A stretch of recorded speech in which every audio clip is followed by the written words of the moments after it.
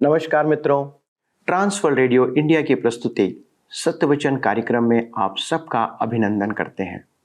परमेश्वर का वचन भजन संहिता 50 उसके 23 पद में कहता है, धन्यवाद के बलिदान का चढ़ाने वाला मेरी महिमा करता है, और जो अपना चरित्र उत्तम रखता है उसको मैं परमेश्वर का किया हुआ उद्धार दिखाऊंगा।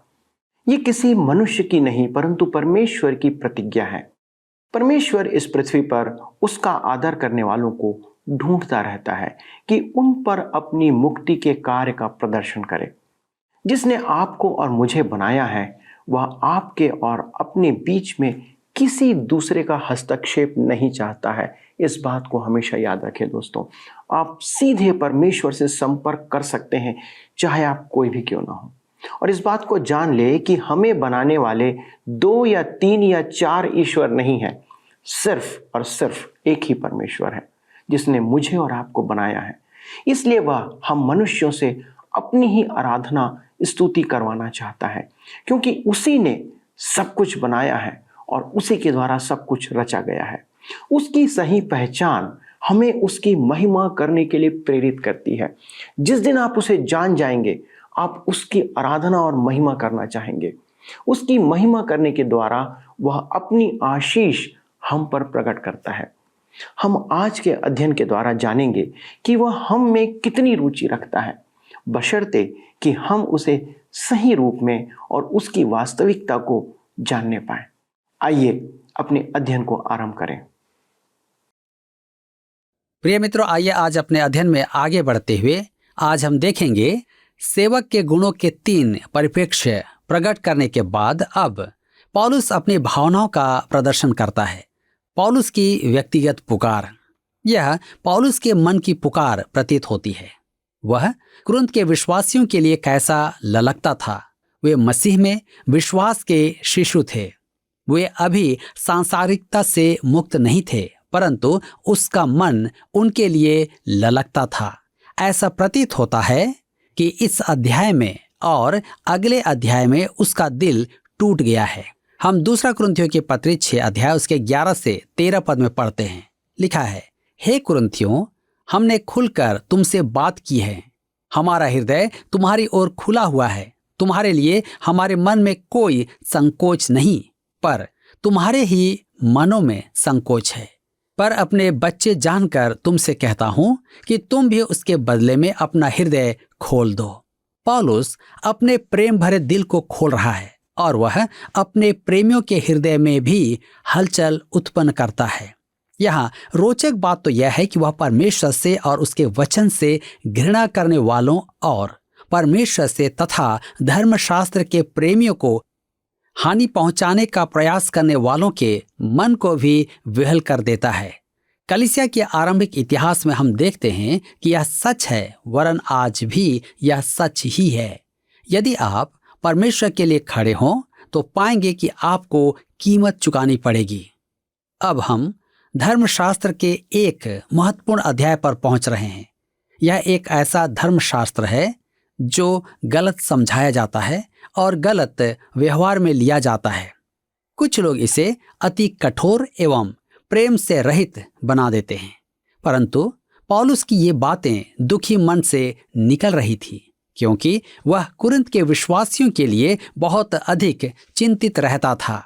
आइए पढ़ें 2 कुरिन्थियों 6 उसके 14 पद में। लिखा है, अविश्वासियों के साथ असमान जुए में न जुतो, क्योंकि धार्मिकता और अधर्म का क्या मेल जोल, या ज्योति और अधर्म की क्या संगति। पौलुस कुरिन्थ के विश्वासियों से आग्रह करता है कि वे मूर्ति पूजा का पूर्ण त्याग कर दें। उन्हें शरीर संबंधित पापों का भी त्याग करना है। उन्हें सांसारिकता से भी पृथक जीवन जीना है। आज कुछ विश्वासी सांसारिकता से अलग कहलाते हैं, परंतु वे यथासंभव सांसारिक ही होते हैं। मेरे मित्रों, पुराने नियम में मूसा की व्यवस्था में परमेश्वर ने अपनी प्रजा को एक नियम दिया था, क्योंकि वे खेती करते थे। यह नियम था कि वे बैल और गधे को हल में एक साथ न जोतें। जो असमान पशुओं को जोतना हुआ, एक शुद्ध पशु था और एक अशुद्ध पशु था। यहाँ परमेश्वर अविश्वासियों को आदेश देता है कि वे असमान जुए में न जुटें, अर्थात अविश्वासियों के साथ किसी भी प्रकार की साझेदारी न करें। यह कैसे होता है? उदाहरणतः व्यापार में साझेदारी, अन्य साझेदारी, विवाह, कोई भी विस्तृत उद्यम आदि। निश्चय ही विवाह दो का एक साथ जोता जाना है। एक अविश्वासी और एक विश्वासी को विवाह नहीं करना चाहिए। हल चलाने के लिए शुद्ध और अशुद्ध पशुओं का परस्पर एक साथ जोता जाना उचित नहीं। परमेश्वर की संतान और शैतान की संतान जीवन के लक्ष्यों को प्राप्त करने के लिए एक साथ नहीं रखे जा सकते हैं। मेरे मित्रों, इसी प्रकार एक रूढ़िवादी विश्वासी किसी ऐसे मसीही संस्थान में काम करता है जो मुक्त विचारवादी है, तो उसका वहां रहना उचित नहीं, क्योंकि वह बाइबल के महान सत्यों में विश्वास रखता है, परंतु वह वहां से वेतन पाता है और उनके विचारों एवं कार्यों को उसे स्वीकार करना होता है। वह उनके साथ अत्यधिक स्पर्शगम्य एवं वास्तविकता से जुड़ा है। वह उन अविश्वासियों के साथ असमान जुए में जुटा हुआ है। अब मान लीजिए कि आपके नगर में एक उपदेशक आता है और 1 या 2 सप्ताह में सभाएं करता है। यद्यपि उसकी विधियों का आप अनुमोदन नहीं करते, परमेश्वर उसे आशीष दे रहा है, क्या आप उसके साथ जुड़ेंगे? जब मैं सेवक के रूप में काम कर रहा था, तब एक बार एक उपदेशक हमारे नगर में आया और हमसे संपर्क किए बिना उसने मेरे और बैप्टिस्ट कलीसिया के आराधनालयों के सामने अपना तंबू खड़ा कर दिया। तदुपरांत वह हमसे सहायता मांगने आया। मैं तो रूढ़िवादी था, अतः मैं उसके आचार विचार के कारण उसकी सहायता से पीछे हट रहा था। वह कुछ सनकीसा था। उसकी सभाएं अनौपचारिक थीं। वह प्रवचन के मध्य अकस्मात ही रुक जाता और कोई घोषणा करता या भेंट लेता। बैप्टिस्ट पास्टर और मैं दोनों ही रूढ़िवादी थे। हमने परस्पर विचार विमर्श किया। यद्यपि हम उसकी विधियों से सहमत नहीं थे, हमने उसकी सहायता करने का निर्णय किया। उसने वहां 2 सप्ताह सभाएं की और उसकी सेवा के द्वारा मनुष्य ने उद्धार पाया। मैं उसके साथ अस्थायी समझौते का समर्पण नहीं कर सकता था, परंतु जब तक वह वहां था, मैंने उसे अपना सहयोग दिया। हम दोनों एक जुए में नहीं जुटे थे। पौलुस की प्रचार नीति पर ध्यान दीजिए। पौलुस किसी भी नए नगर में जाता था तो सबसे पहले वह यहूदियों के आराधनालय में जाता था। क्या आप कल्पना कर सकते हैं कि यहूदियों के आराधनालय से अधिक मसीह का विरोध कहीं और होगा? तथापि पौलुस वहीं से प्रचार आरंभ करता था। मैं उसे दोष नहीं दे रहा हूं, क्योंकि परमेश्वर ने उसे यह मार्ग सुझाया था। अब यदि पौलुस उनसे जुड़ जाता और उनका रब्बी या शिक्षक बन जाता और वहीं रुक जाता, तो यह था उनके साथ जुए में जुटना। मेरे मित्रों, पौलुस के कहने का अर्थ है अस्थायी समझौता, जैसे विवाह, व्यापारिक साझेदारी या संस्था या काम या कलीसिया की सदस्यता। इस पद का प्रसंग प्रचार अभियान मेरे सहयोग से नहीं है। अनेक प्रचारक अपनी सेवा मेरी रीति से नहीं करते हैं और कुछ तो मुझसे कहीं अधिक सफलता पाते हैं। इसका अर्थ हो सकता है कि वे सही हैं और मैं गलत, परंतु मुझे लगता है कि मैं सही हूं और मैं जैसे काम कर रहा हूं वैसे ही करते रहना चाहता हूं। परंतु इसमें मैं उनके साथ सहभागिता नहीं तोड़ूंगा जो मुझसे भिन्न विधि अपनाते हैं, जब तक कि वे सुसमाचार का प्रचार कर रहे हैं और मानते हैं कि बाइबल परमेश्वर का वचन है। पौलुस के कहने का अभिप्राय है कि हम अविश्वासियों के साथ न जुड़ें। अगले पद में वह इसे स्पष्ट करता है। तो आइए पढ़ें 2 कुरिन्थियों 6 के 15 पद में लिखा है, और मसीह का बलियाल के साथ क्या लगाव, या विश्वासी के साथ अविश्वासी का क्या नाता। मेरे प्रियो, जहां तक मेरा प्रश्न है, निश्चय ही उनके साथ मेरी भागीदारी नहीं है।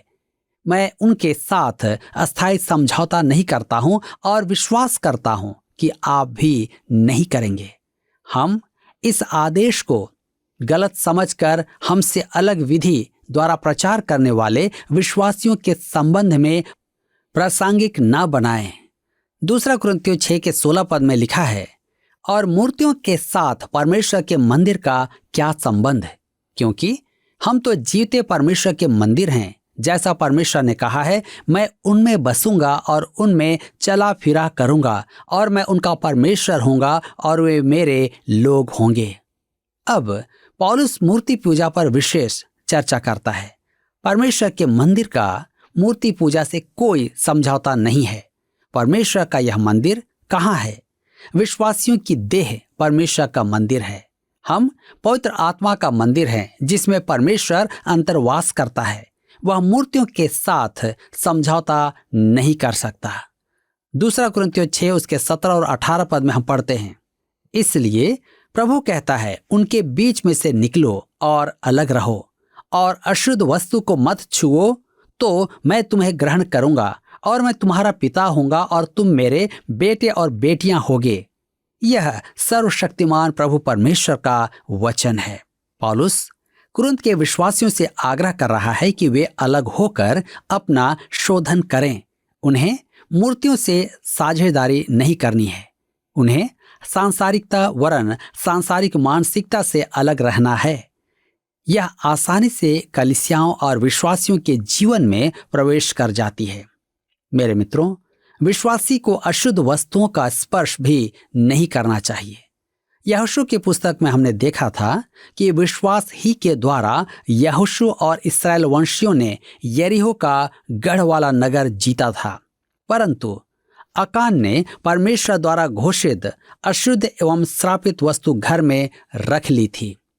उनका अगला चरण ऐ नगर जीतने का था। वह एक छोटा नगर था और उन्हें पूरा विश्वास था कि वे उसे जीत लेंगे, परंतु यहोशू और इस्राएल की बहुत बुरी पराजय हुई।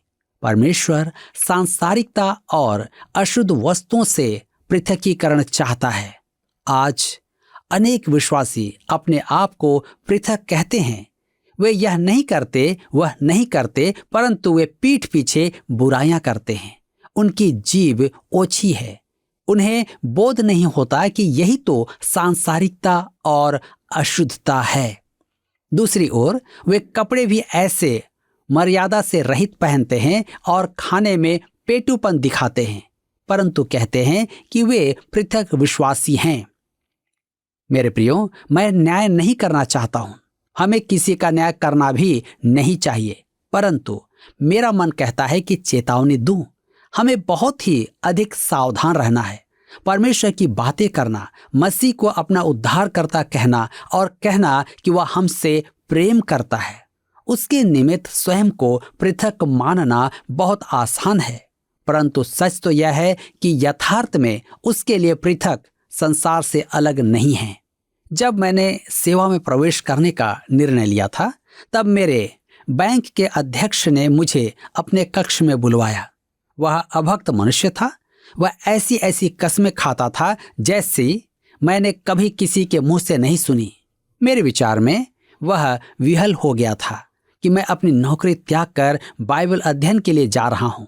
उसने मुझसे कहा, मैं आपको एक कहानी सुनाता हूं। विश्व युद्ध प्रथम के समय वह एक बैंक में काम कर रहा था। उसका एक सहकर्मी अत्यधिक अभक्त और सांसारिक था, परंतु वह आराधना में स्तुति के संगीत गाता था। एक दिन उस बैंक का उपाध्यक्ष आराधना में गया तो देखता है कि वह व्यक्ति एक गीत गा रहा था, यीशु है मेरी पनाह। आराधना समाप्त होने के बाद एक महिला उस अध्यक्ष के पास आई और बोली, क्या उसका गीत एक महान गीत नहीं था? ऐसा लग रहा था कि सुर स्वर्ग से उतर रहे हैं। अब क्योंकि वह उसे प्रतिदिन कार्यालय में देखता था, इसलिए वह जानता था कि यीशु को वह अपनी पनाह नहीं मानता है। अब एक दिन ऐसा हुआ कि वह महिला किसी काम से बैंक आई। यह गायक बही खाते मिला रहा था और वे मेल नहीं खा रहे थे। क्रोध के कारण वह गालियां मुंह से निकाल रहा था। वह स्त्री उसे देखकर और सुनकर विस्मित रह गई और उपाध्यक्ष से पूछा, वह व्यक्ति कौन है? उसने कहा, यही वह आवाज है जिसे रविवार के दिन आराधना में सुनकर आप कह रही थी कि वह स्वर्ग से उतरते सुर हैं। बैंक का उपाध्यक्ष संशयी एवं धृष्ट था, क्योंकि उसने एक नामधारी विश्वासी को गाते सुना था कि यीशु उसकी पनाह है, परंतु वह वास्तव में उसे स्वीकार नहीं करता था। वह जानता था कि वह व्यक्ति दुराचारी है, शराबी है और गालियां बकता है। वह मानता था कि विश्वासी ऐसे नहीं होते हैं। इस कुप्रभाव के कारण वह अविश्वासी हो गया था। वह मेरे घुटने छूकर बोला, यदि आप वास्तव में उपदेशक न बने तो प्रचार सेवा न करें। मैं उनकी यह बात कभी नहीं भूलता हूँ। परमेश्वर कहता है, उनके बीच में से निकलो और अलग रहो। यदि आप सत्यनिष्ठ नहीं हैं तो स्वयं को विश्वासी न कहें। कभी न कहें कि यीशु आपकी पनाह है यदि आप उसकी शरण में नहीं हैं। पौलुस यही कह रहा है। यहाँ एक महिमामय प्रतिज्ञा है, मैं तुम्हें ग्रहण करूंगा और तुम्हारा पिता होऊंगा और तुम मेरे बेटे और बेटियां होगे। यह सर्वशक्तिमान प्रभु परमेश्वर का वचन है। मुझे एक सज्जन ने अपने पुत्र की कहानी सुनाई। वह कॉलेज पढ़ने जाता था। वह अपने पिता से अलग तो हो गया था, परंतु अब उसका पुत्र था। उसने मुझसे कहा, मैं उसके साथ पिता का सा व्यवहार नहीं कर पाता हूँ जो मेरे मन की कामना है। मैं उससे पिता के समान बात नहीं कर सकता। परमेश्वर यहाँ ठीक यही कर रहा है। यदि आप प्रभु यीशु के विश्वासी हैं तो परमेश्वर आपका पिता है। यह कभी ना भूलें। परमेश्वर आपसे जो कहना चाहता है वह यही है कि वह एक पिता का सा व्यवहार करना चाहता है। वह आपके साथ पुत्र पिता का व्यवहार करना चाहता है। यदि आप सांसारिकता चुनते हैं और अपने जीवन को पाखंड से भर देते हैं तो निश्चय जानिए कि पिता परमेश्वर आपकी ताड़ना करेगा। मेरे मित्रों, परमेश्वर आपकी ताड़ना करते रहना नहीं चाहता है। इसीलिए वह कहता है कि उनके बीच में से निकलो और अलग रहो और अशुद्ध वस्तु को मत छुओ। तब परमेश्वर आपके साथ पिता पुत्र के घनिष्ठ संबंध बनाएगा। यहाँ अध्याय 6 समाप्त होता है और अब हम अध्याय 7 से अपने अध्ययन को जारी रखेंगे, जिसका विषय है पौलुस के मन में परमेश्वर की सांत्वना। परमेश्वर की सांत्वना के बारे में यह अंतिम अध्याय है जो पौलुस के मन में परमेश्वर के सांत्वना के बारे में है।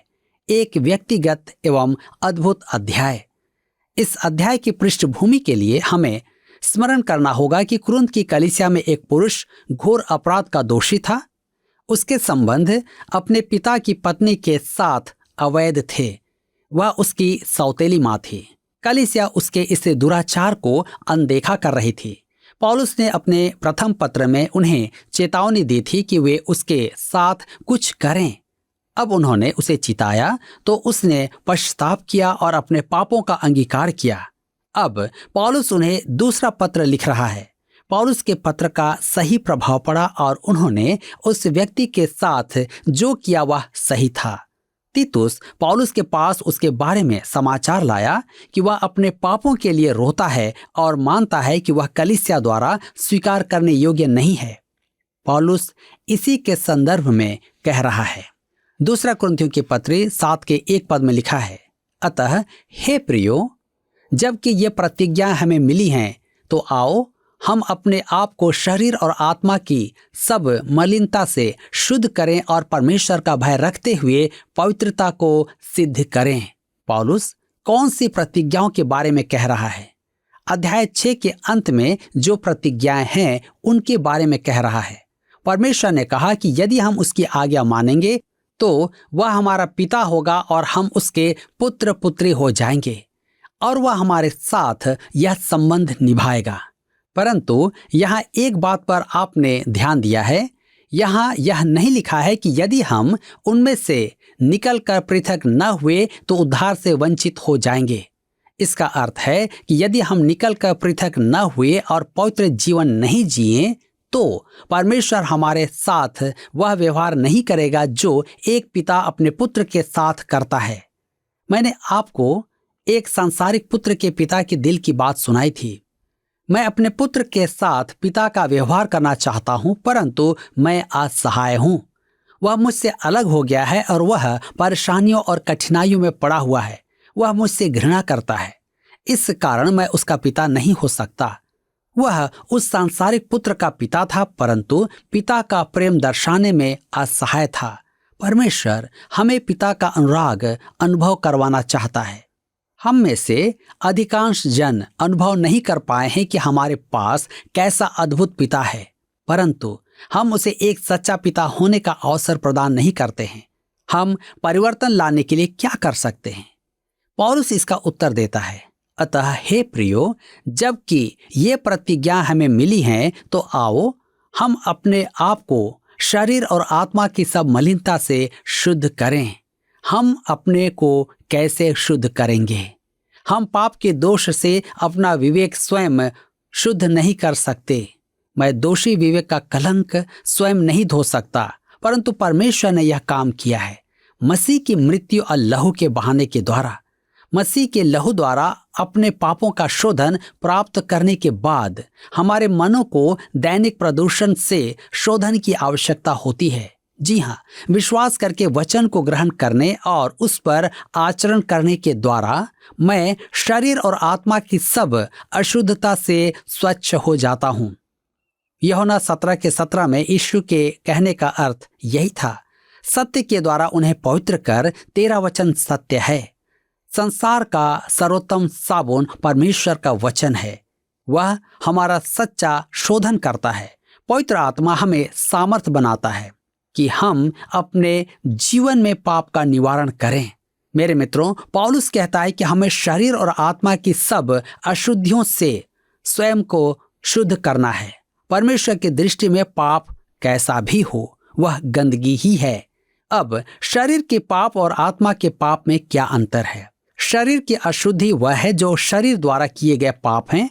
अपवित्र लालसाएं, अनियंत्रित अभिलाषाएं, पियक्कड़पन, पेटूपन, मर्यादा रहित प्रेम, ये सब शरीर के पाप हैं। ये गंदगी हैं। आपको और मुझे इस तथ्य का बोध होना आवश्यक है कि आज हम जिस संसार में वास करते हैं वह शरीर के पाप का मान रखता है। इसका एक उदाहरण है शराब के प्रति संसार का स्वभाव। आज मनुष्य शराब को उचित समझता है और उसका विज्ञापन भी बहुत होता है।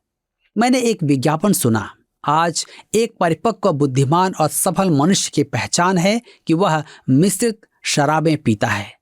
मनुष्य के मस्तिष्क का कैसा वशीकरण, कैसा प्रचार!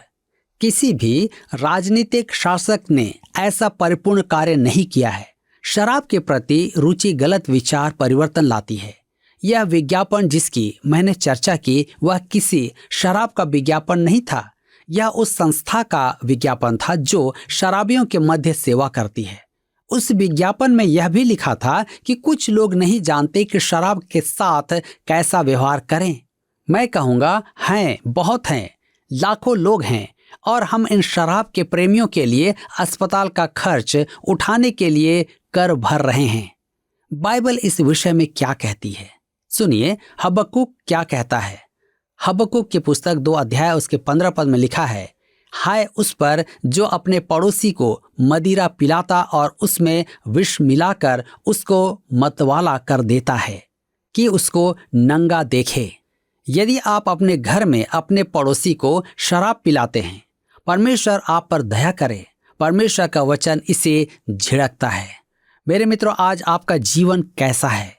परमेश्वर नहीं चाहता कि आप इस प्रकार के व्यक्ति बने। वह चाहता है कि आप उसके वचन को सुने और उस पर चलें।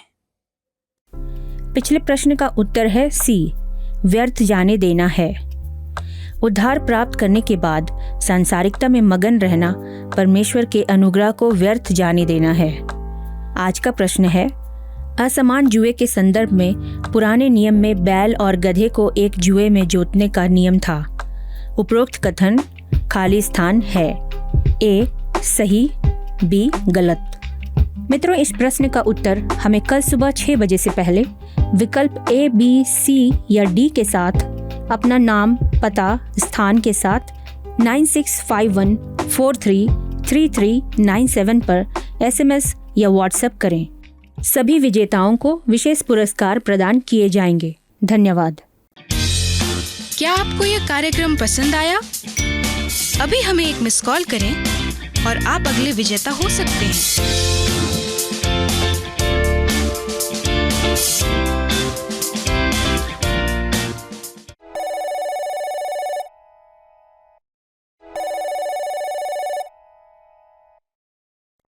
आमतौर पर हम मुंह से स्वीकार करते हैं कि हम परमेश्वर पर विश्वास करने वाले लोग हैं, लेकिन अक्सर कोई संकट या मुसीबत जब हम पर आती है तो हम अपने जीवन में उससे बचने के लिए संसार के लोग जो भी उपाय हमें बताते हैं, हम बिना सोचे समझे उसका अनुसरण करने लग जाते हैं।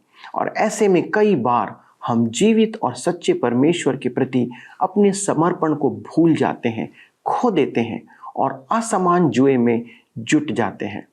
परमेश्वर हमसे इस प्रकार के संदेहपूर्ण कार्य की अपेक्षा नहीं करता है। हमारे सन्मुख परमेश्वर का वचन आज उपलब्ध है कि हम सही और गलत का मूल्यांकन करें और निर्णय लें। दोस्तों, हमारा आधार परमेश्वर का वचन सदैव होना चाहिए कि हमारे लिए एक दर्पण के समान है जो हमें दिखाता है कि हमें क्या करना है और हम क्या कर रहे हैं। इसलिए संसार से सम्मति लेने के बदले आज हमें परमेश्वर के वचन से सम्मति लेना चाहिए, ताकि हम अपने आप को शरीर और आत्मा की सब मलिनता से शुद्ध रखें और परमेश्वर का भय रखते हुए पवित्रता में सिद्ध होते चले जाएं। दोस्तों, इस प्रकार हम अपने मन मंदिर में परमेश्वर को वास करने का अवसर दे सकते हैं। आइए दोस्तों, प्रार्थना करें कि परमेश्वर ऐसा करने में हमारी सहायता करे।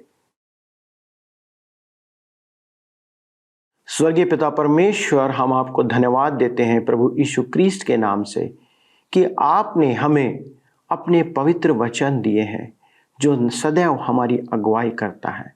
पिता परमेश्वर, हमारी विनती है कि हम सब, विशेष तौर पर हमारे सारे दर्शक, जब वे ऐसी किसी परिस्थिति में आए जब उनके सामने परेशानी और विपत्तियां हैं, जब उन्हें निर्णय लेने की आवश्यकता पड़ती है, तो पिता वे लोगों के पास नहीं परंतु आपके पास आएं और आपके वचन में इस बात की सम्मति प्राप्त करें कि उन्हें क्या निर्णय लेना चाहिए। हमारे सारे दर्शकों को आपके पवित्र और सामर्थी हाथों में समर्पित करते हुए उनके लिए आपकी सुख और समृद्धि की कामना करते हुए इस विनती को प्रभु यीशु क्रिस्ट के नाम से मांगते हैं, आमीन। अगले प्रसारण में हम आपसे फिर मिलेंगे, इस अध्ययन को आगे बढ़ाएंगे। तब तक परमेश्वर पर भरोसा रखते हुए, उसके वचन को पढ़ते हुए अपना जीवन व्यतीत करते चले जाएं। प्रभु आपको अनेक आशीष दे।